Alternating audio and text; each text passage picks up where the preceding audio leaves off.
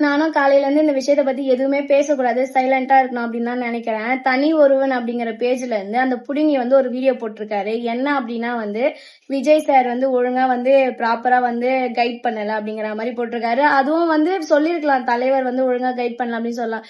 என்னமோ அவங்க வீட்டுல ஆடு மாடு மேய்ச்ச மாதிரி அவன் அப்படியே போயிட்டான், கிளம்பி போயிட்டான். அங்க இருந்தா இன்னும் பிரச்சனை அதிகமாக போகுது அப்படின்னு சொல்லிட்டு தான் அவர் போனதே நல்லதுன்னு நாங்களாம் நினைச்சிட்டு இருக்கோம். கவர்மெண்ட்ட போய் கொஸ்டின் கேட்கறதுக்கு உனக்கு வக்கு இல்ல, துப்பு இல்ல. ஆனா இதை இவர் பண்ணிட்டாரு, இதை இவங்க பண்ணிட்டாங்க அப்படின்னு எங்களே திரும்ப திரும்ப குறை சொல்லுங்க. ஏன் கவர்மெண்ட் சைட்ல இருந்து தானே ஒரு இடத்த சூஸ் பண்ணி தராங்க.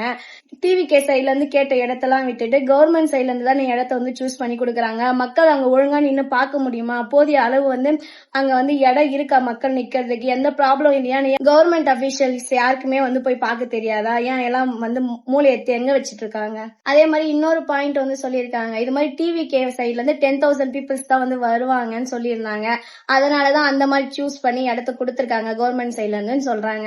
கரெக்ட் தான், அவங்க 10,000 பேர் தான் வருவாங்கன்னு சொல்லியிருந்தாங்க தான். ஏன் கவர்மெண்ட் அபிஷியல்ஸ் இதுக்கு முன்னாடி 4 மாவட்டத்துக்கு போனாரு, அப்ப எவ்வளவு கூட்டம் வந்துச்சு, அந்த மாதிரி இங்க கூட்டம் வந்துச்சுன்னா பிரிகாஷன்ஸா நம்ம என்ன பண்ணணும் அப்படிங்கறதெல்லாம் தெரியாதா.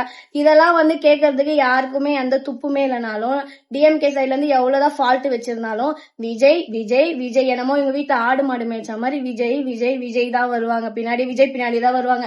ஏன்னா இவங்க பேஜ் எல்லாம் வளரணும்னு வச்சுக்கோங்களேன்.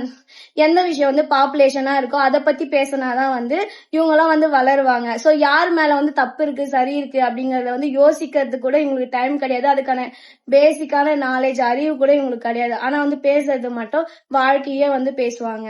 ஆறுதல் சொல்ல வேண்டிய இடத்துல நீங்க ஆதாயம் தேடிட்டு இருக்கீங்க தம்பி, ஒழுங்கா இருந்துக்கோங்க.